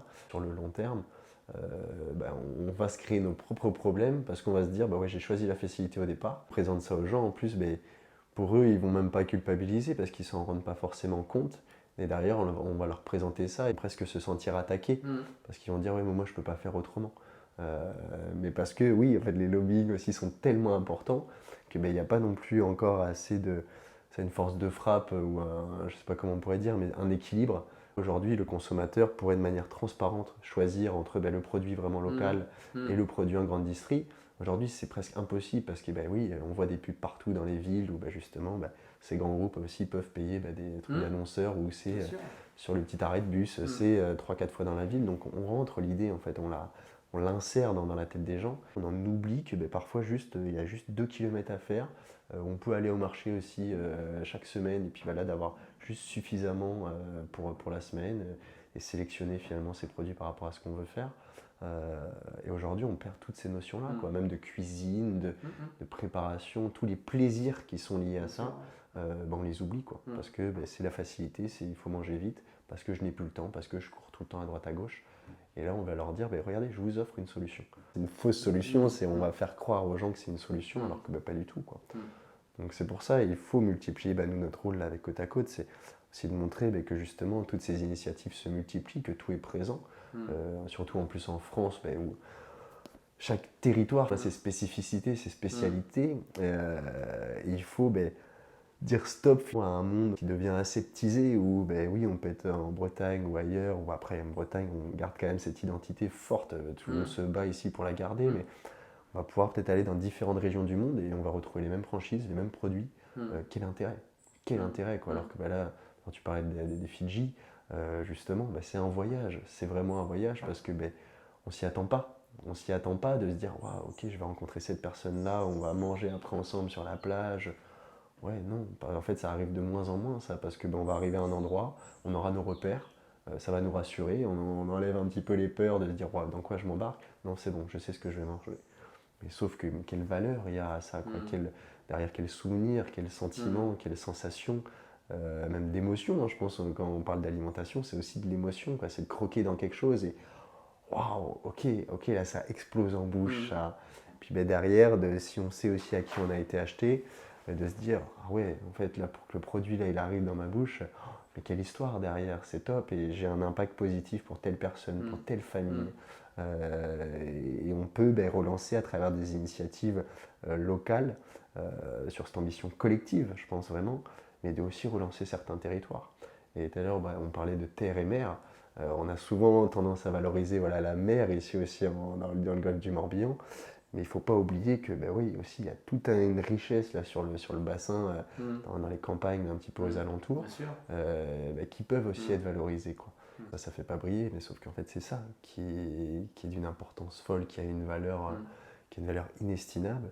Mais pour autant, on a un petit peu plus de mal à voir, parce que les normes ont changé, les regards ont un petit peu changé. Et c'est pour ça, il faut. Alors oui, on parlait de résistants ou même de militants. Ça, on milite finalement là aujourd'hui au quotidien parce que on va aussi porter une valeur aussi éducative derrière. On n'est pas que dans du commerce. C'est oui la partie commerciale parce que on vend un produit. Mais par contre, il y a la partie éducative, il y a la partie humaine. Tu parlais de bienveillance, mais on sort totalement de juste l'aspect consommation, quoi. C'est un moment de vie, c'est un partage, c'est toutes ces choses-là, quoi, qui sont à valoriser, quoi. Et on aura cette mission aussi de pouvoir valoriser tes produits à travers nos aventures. Donc, et même pourquoi pas aussi rencontrer justement les gens aussi à qui tu apportes ces solutions-là. Et puis d'avoir aussi leur regard, de se dire, là tout à l'heure on parlait de Marc Guimot, de se dire, oui, quelle vision, quelle influence aussi il peut avoir auprès des autres skippers ou, qui se font partie sur la course au large, etc. Mais de se dire, oui, à travers le regard aussi d'une personne qui a une carrière immense dans ce domaine-là, regardez vers quoi il nous embarque. Oui, c'est ça, c'est ce que tu dis. On l'a rencontré vendredi dernier. Et là, du coup, on utilise les réseaux sociaux aussi, puisque c'est quelque chose qui n'était pas forcément non plus dans mon ADN, mais il faut vivre avec son temps. Et je pense que les réseaux sociaux peuvent être des bons vecteurs de communication saine. Parce qu'il y a, bien sûr, comme dans toute communication, il y a des dérives, mais en tout cas, quand c'est fait sainement, voilà, Marc, j'ai pu communiquer sur les réseaux sociaux. LinkedIn, il a repartagé ça sur tout son univers de navigation. Ce matin, il m'a réécrit de nouveau: ouais, Fabrice, j'ai plus de contacts aussi sur Facebook, parce que Marc Guillemot, 64 ans, Facebook, mais voilà, il a une communauté de plus de 5000 personnes, donc il va partager aussi. Et voilà, c'est ce qu'il est en train de faire, c'est passer le message. Et ce qu'il mettait en fait ce week-end sur LinkedIn, en disant il m'accompagne sur la route du Rhum, et ce que je souhaite, c'est qu'il accompagne beaucoup de navigateurs sur le Vendée Globe aussi. Et donc le monde de la voile est intéressant, parce que là, ce que je suis en train de faire, tu parlais de terre et mer, là je suis en train en fait uniquement de faire un pont entre des arboriculteurs de Bretagne ou des maraîchers qui aujourd'hui n'avaient pas forcément, ils tournaient un petit peu le dos à la mer, alors que là en fait leurs produits aujourd'hui a une vraie légitimité. Je les amène à aller sur des bateaux et qui vont faire le tour du monde. C'est quelque chose de qui est plutôt sympa. C'est estimable en plus, sur derrière de l'ego des ouais, chacun. Mais en tout cas, de se dire que on a fait le relais là avec le monde de la terre et le monde de la mer. Et justement, un petit peu pour rebondir aussi là-dessus, quelles sont un petit peu les ambitions là, des déshydratés bretons justement dans les années à venir? C'est de se faire plaisir d'abord. Enfin, voilà, ce que j'évoquais, je me suis détaché très rapidement de cette identité sociale, de se dire faire de l'argent pour l'argent, ça n'a jamais été ma vocation. Et du coup, l'ambition, c'est qu'on fasse agrandir la famille, qu'on grandisse et qu'on grandisse ensemble, et que derrière, bien sûr, que ça fait vivre le maximum de gens sur un territoire. Et de se dire que notre expérience, ça peut faire d'autres petits. Moi qui viens du textile, je suis en train de regarder avec un regard très partagé, très passionné, de voir qu'on n'en est pas loin, mais je pense que voilà, on est en train de faire du lin. Ça arrive en Bretagne. Je pense que demain, on n'est pas très loin de se dire, mais ce lin, on va pouvoir remettre en place des usines qui vont pouvoir créer de cette fibre du fil, qu'on va pouvoir remettre des métiers à tisser, et qu'en fait, au bout du compte, on pourra faire un produit 100% breton. Donc, je me dis qu'aujourd'hui, tout est possible. Tout est possible. Plein d'opportunités, et que les déshydratés bretons sont que une image de ce qui peut se faire, mais dans beaucoup, beaucoup de secteurs d'activité. Et donc, comme tu disais, en sortant de la Bretagne, on a tous les territoires ont cette richesse d'hommes et de femmes qui ont tous des savoir-faire. Là, si on revient au textile, personne qui fait aujourd'hui du jean français là, en Normandie ou dans le Nord, je ne sais plus, une marque dans le Nord, ils ont repris des personnes qui, d'une cinquantaine d'années. En plus, c'est bien parce que aujourd'hui, je disais là, ce matin, les entreprises, c'est d'actualité, ils vont rallonger le temps pour la retraite, etc. Moi, je ne suis plus du tout dans ce modèle-là, parce que je me dis, on vit notre vie, on ne vit pas pour travailler, on vit pour avoir des missions. Voilà, après, j'entends que ça peut résonner pour des gens qui ont de la pénibilité au travail, qui en ont marre et qui ont à très juste titre le droit d'avoir la retraite. Mais au-delà de ça, c'est se dire qu'aujourd'hui, à 50 ans, on n'est pas non plus fini, puisque là, c'est ce que disent souvent les grands employeurs, dire à 50 ans. Et là, l'exemple des jeans, c'est que c'est fort, c'est que la personne aujourd'hui, elle doit employer, je sais pas, une dizaine, quinzaine ou vingtaine de personnes, de femmes qui ont connu la filière textile dans le Nord, ont été se sont retrouvées au chômage et vont terminer leur carrière sur un métier qu'ils aimaient. C'était un vrai savoir-faire, on les rembauche. Je trouve ça super joli. Voilà la vocation que peut avoir aujourd'hui de remettre du sens et de développer autour d'un territoire des gens sur des métiers oubliés. Exactement, ouais. Des métiers oubliés, et de remettre en fait, et c'est là qu'on voit toute la richesse d'un territoire. Quand même, on est vachement tourné vers le service aujourd'hui, et là, en fait, ça, c'est de recréer des métiers, recréer un idéal, Oui. peut-être qui était oublié, quoi, qui n'existait plus. Quoi. Exactement. Ouais, ouais. Et donc ça amène des champs du possible, quoi, à condition que, voilà, que le citoyen, et c'est le citoyen qui décidera, enfin, derrière le citoyen, c'est le consommateur qui décidera au cœur du système, derrière, stop, ça suffit. Et moi aujourd'hui, je veux consommer autrement et je veux consommer en ayant un acte citoyen, en faisant vivre mon territoire, etc. Et de me dire, après tout, si je fonctionne comme ça, je fais du bien à la planète. Ça, c'est pour le côté alimentaire, non alimentaire. Alimentaire, je fais du bien à mon corps aussi. Et derrière, en plus, la cerise sur le gâteau, c'est que je fais vivre mon voisin et je fais vivre en fait une économie de proximité. Et ça, je pense que ça n'a pas de prix. Et de se dire, revenons à l'essentiel et de se dire que dans une consommation normale, bien sûr que l'alimentation, elle doit représenter 30-40%. Et ce n'est pas les produits dits non essentiels. Je pense d'avoir une dizaine de paires de chaussures, d'avoir 10 télés chez soi ou 10 téléphones avec les contrats qui font que je vais mieux vivre. Et le mieux vivre, il est quand même dans, comme tu disais tout à l'heure, le carburant. Et le carburant, c'est quand même ce que tu injectes, enfin ce que tu manges et ce que tu mets dans ton corps. C'est ce qui fait que tu vas certainement au niveau des neurones là-haut mieux fonctionner.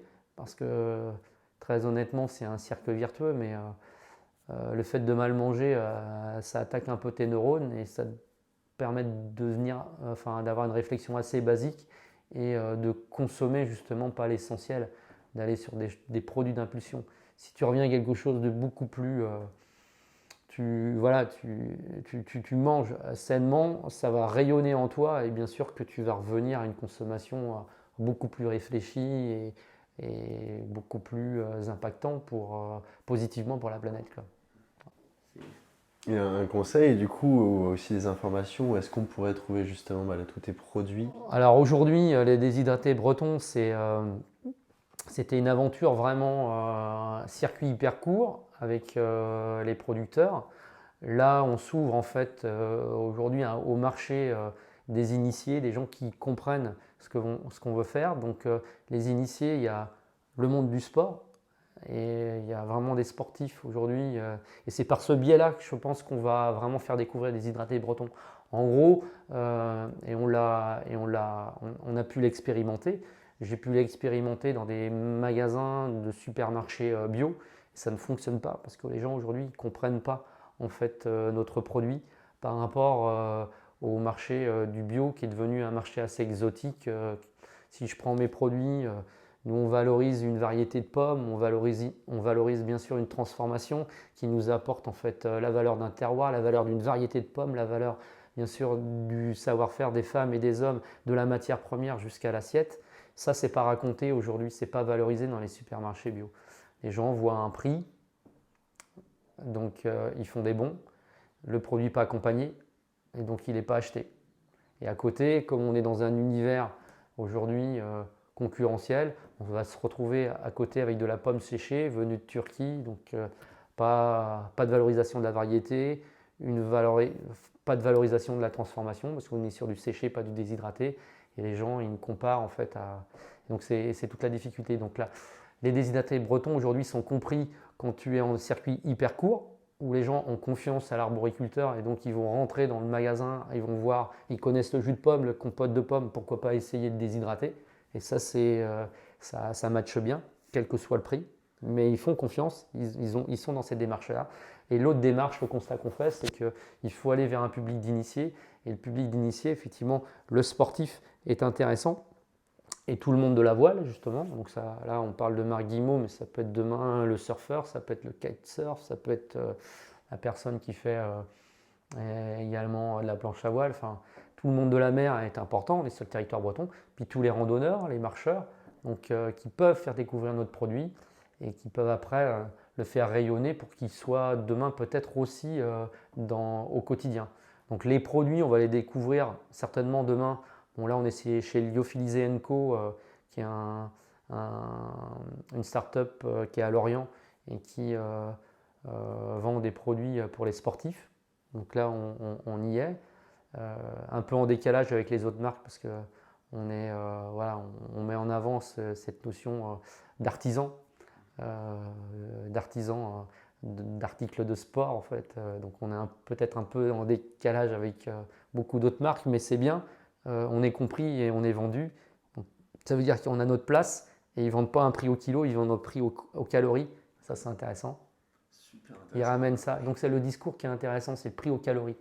C'est-à-dire que là, on est vraiment, voilà, ce que je disais, de gens d'initiés. Ce qu'on devrait dire aux consommateurs avant d'acheter un prix kilo, regardez le prix aux calories, hein, le manger moins mais mieux.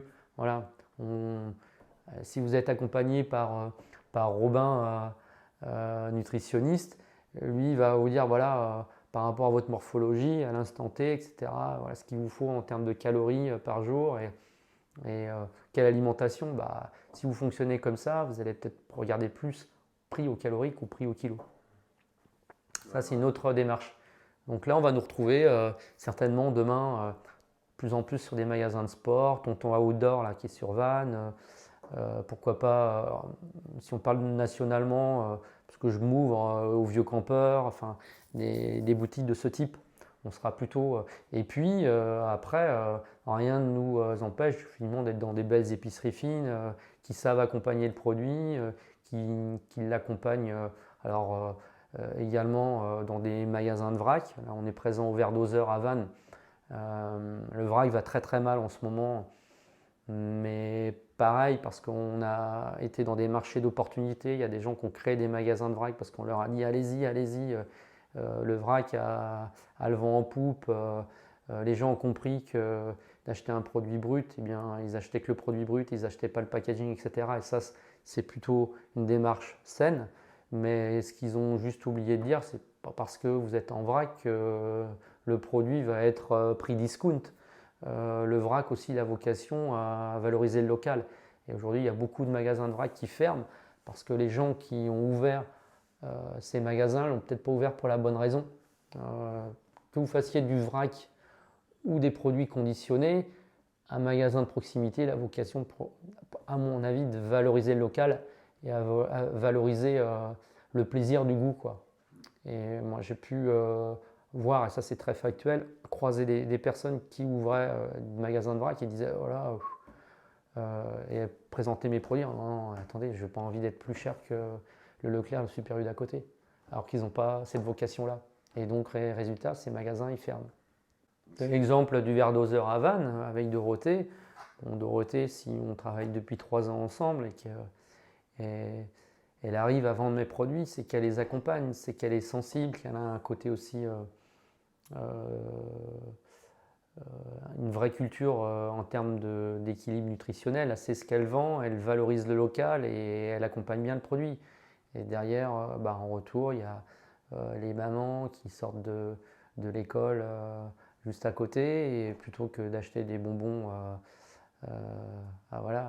bonbons A qui terminent par beau, au milieu, voilà, eh bien ils préfèrent donner à leurs gamins en vrac, hop, ils prennent une petite rondelle de pomme, une petite rondelle de fraise, et le gamin il a un bonbon de fruits, parce que c'est un bonbon de fruits. Le déshydraté, c'est un exhausteur de goût, c'est vraiment quelque chose de super agréable pour les enfants. Hein. Donc j'avais oublié, mais on travaille aussi, ça c'est pareil, on travaille avec des chefs étoilés,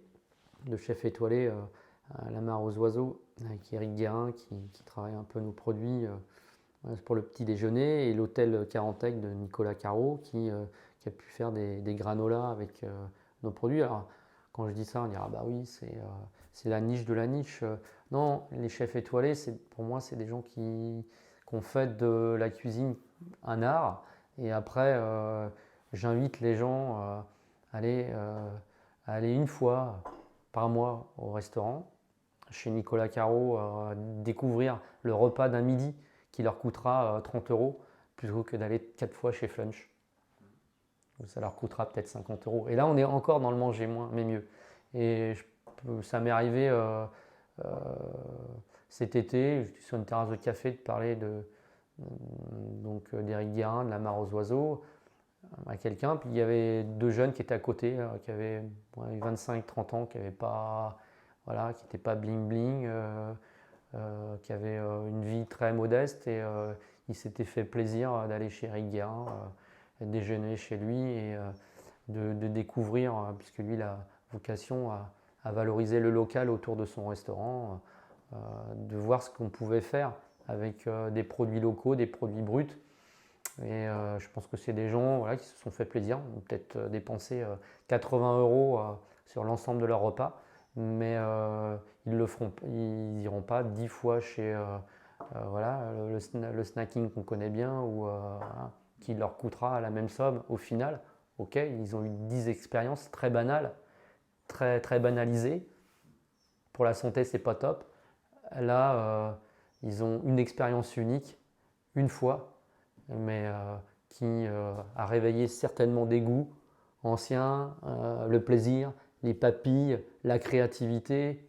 Voilà. Même peut-être des vocations, ça, Voilà. c'est dire je vais me remettre aussi à cuisiner parce que En fait, quand je parle en même temps et que la question que tu me posais, où on doit trouver mes produits, le gros de mon travail, c'est de trouver les ambassadeurs qui vont bien valoriser mes produits.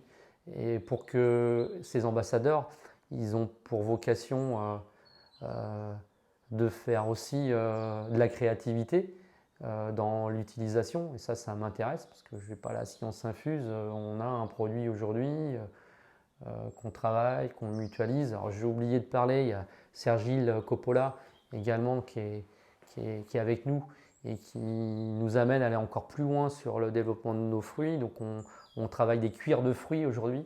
Donc c'est Sergil qui a un passé de restaurateur, qui a tout jeune été accompagné par Marc Vira, qui est un chef étoilé, qui s'est fait connaître. Alors maintenant il est un peu plus oublié, mais en tout cas c'était quelqu'un qui vous amenait dans la nature et faire de la cueillette.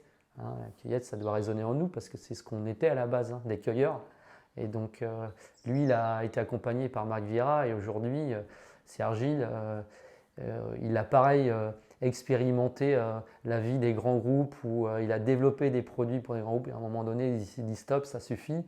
Aujourd'hui, il vit dans une super yourte dans le Fawet, une super yourte parce qu'il fait que des choses très jolies. Donc c'est une yourte de luxe, il vit très très bien et autour de sa yourte, il a une belle vallée, il est capable de cueillir effectivement tout ce qui est à sa portée. Il va faire des orties, il va faire des poudres d'orties, il va te faire un déjeuner à base d'orties.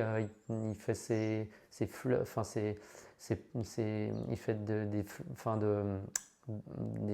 avec les roses, il va te faire de l'élixir de rose pour parfumer ses gâteaux. C'est quelqu'un juste de génial qui, à partir d'un produit brut, il est capable. Et c'est ces gens-là qu'on a envie aujourd'hui, avec qui on a envie de raisonner. Et lui, il a voulu aujourd'hui se détacher de ce qu'il avait pu connaître, en disant finalement, mon art, je la donnais à des gens qui ne savaient pas la valoriser, en tout cas, qui la banalisaient. Et je préfère aujourd'hui vibrer avec les déshydratés bretons, par exemple. Et il a un savoir, mais juste énorme. Énorme. Nous, en tout cas, on est presque en plus sur l'approche du voyage avec Côte à Côte, mais c'est là en tout cas je sais pas depuis combien de temps on en discute, mais depuis tout à l'heure en tout cas moi c'est un voyage. Oui, là quand on parlait de cueillette etc, de pouvoir goûter ces choses-là, c'est un voyage. On parlait tout à l'heure d'expérience, mais là c'est de se dire mais en fait un produit peut me transporter ou peut m'amener ou je ferme les yeux où est-ce que je suis et d'avoir vraiment toutes ces sensations qui viennent et pas juste d'aller manger quelque chose juste pour manger et finalement de dire bon voilà je dois manger donc je mange. Non, c'est à travers juste une action, je me nourris, aussi en fait je peux voyager ou partir à des kilomètres ou me sentir dans la forêt ou dans la nature etc. Et je trouve ça, moi en tout cas ça me marque, d'entendre parler de ces choses-là, pour moi c'est super important quoi. Et on remet vraiment du sens là aussi dans le côté alimentation et juste à travers un produit, oui on peut voyager, on peut vivre des expériences quoi. Donc Non, c'est trop intéressant. Et puis justement, nous, ça sera un plaisir de pouvoir vous accompagner là-dessus. Et je pense on est au début de l'histoire et c'est ça, de réunir au fur et à mesure de plus en plus de gens et où justement on pourra tous ensemble avoir une influence, un impact encore plus fort. On a parlé tout du long d'impact positif. Aujourd'hui, ça, beaucoup d'entreprises sont là, voilà, on va faire en tout cas une vision à impact positif, ou impact durable, impact responsable. Là, c'est de se dire, oui, on va réussir à se réunir tous ensemble. Puis derrière, suivez-nous. En fait, là, il y a des chefs de file qui sont là, il y a tout ce qu'il faut derrière, il y a des solutions qui sont mises en place. Faites-nous confiance. On est dans la transparence, on a ce côté éthique. Et puis, ça, je ne doute pas en fait qu'on est sur ce chemin-là. Il y a un terreau fertile qui n'attend que ça. On va réussir, on va réussir, on va réussir, c'est évident. Et quand on raisonne ça, moi je crois beaucoup à cette notion de pensée positive. Quand tu penses ça, tes pensées sont... et ça, c'est important de le savoir. Aujourd'hui, voilà, les gens s'intéressent un peu aux neurosciences, etc. Mais c'est évident que penser positivement t'amène à rencontrer aussi des gens qui sont dans la co-construction.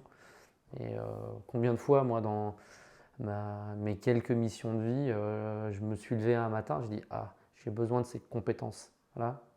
Et à la rentrée, j'ai dit j'ai besoin d'un nutritionniste. Et on me l'a amené.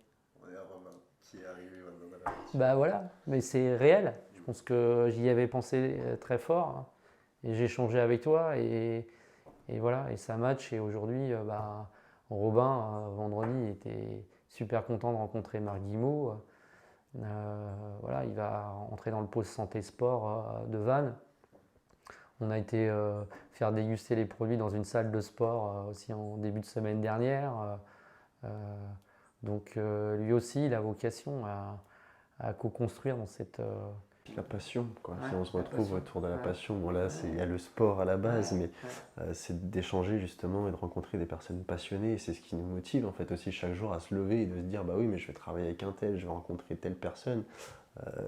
C'est ça, c'est quelle expérience à chaque fois que je le vis. Tu parles du sport, hein. Voilà, on parle de pôle santé sport. Quand on entend nos médecins qui nous disent si au moins les gens faisaient un minimum une demi-heure de sport par semaine, une demi-heure. Mais une demi-heure, c'est faire de la marche, une demi-heure. On est arrivé dans une... et on est... c'est un maigre pourcentage ceux qui font ça, très très maigre. On est arrivé dans une société où les gens n'ont même pas une demi-heure pour s'occuper de leur corps, au-delà de l'alimentation.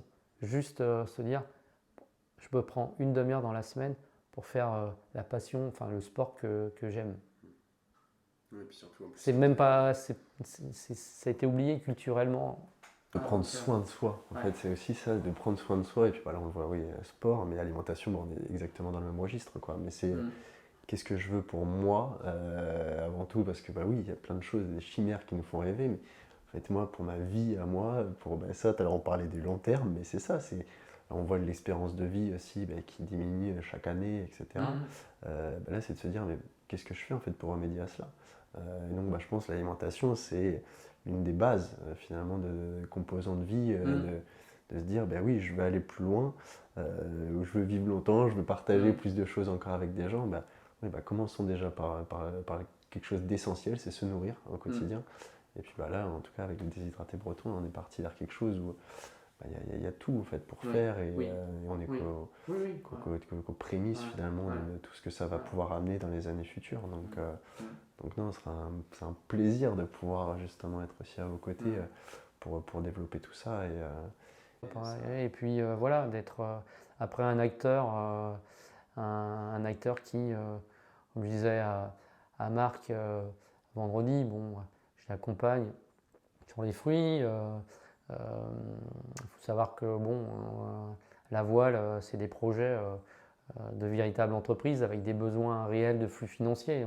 Mon bonheur demain, c'est que également le déshydraté breton prenne une vraie place économique. Et si après on a une possibilité parce que ça sert à ça, le flux financier, hein. L'argent, c'est pas non plus voilà, quelque chose de sale, comme, enfin, si à partir du moment qu'il est venu de façon naturelle, en tout cas il est venu dans une suite logique où il a raisonné, où il a eu un flux positif ou un impact positif, et après c'est de le faire véhiculer et d'accompagner des entreprises comme les vôtres. Enfin, je pense qu'on a vocation à ça. Et oui, non, est-ce qu'on pourrait peut-être terminer là-dessus, mais un conseil un petit peu, soit peut-être des jeunes qui bon, là, sont aujourd'hui tu vois, dans la construction de leur vie aussi, que ce soit au niveau personnel ou professionnel. Quel conseil, toi, par rapport à ton parcours, tes différentes expériences, qu'est-ce que tu pourrais... Bon, ça va être c'est des conseils très simples, hein, très simples de vie et de philosophie de vie. C'est déjà de vivre l'instant présent, donc d'apprécier les choses, même les plus simples de la vie, parce que aujourd'hui on est dans une société où il faudrait pratiquement se dire attendre les vacances pour profiter de la vie, non. Levez-vous le matin, le moindre, soyez contemplatif de ce qu'il y a autour de vous. N'attendez pas l'effet waouh, vous pouvez le créer tous les jours, ça c'est important. Donc donner de la dynamique positive dans votre vie. Pensez, oui, essayez d'avoir cette pensée positive. Soyez vigilants sur les réseaux sociaux, ne soyez pas moutons hein, sur tous les médias qui peuvent aujourd'hui exister. Essayez d'avoir votre propre opinion hein, sur le ressentiment de la vie.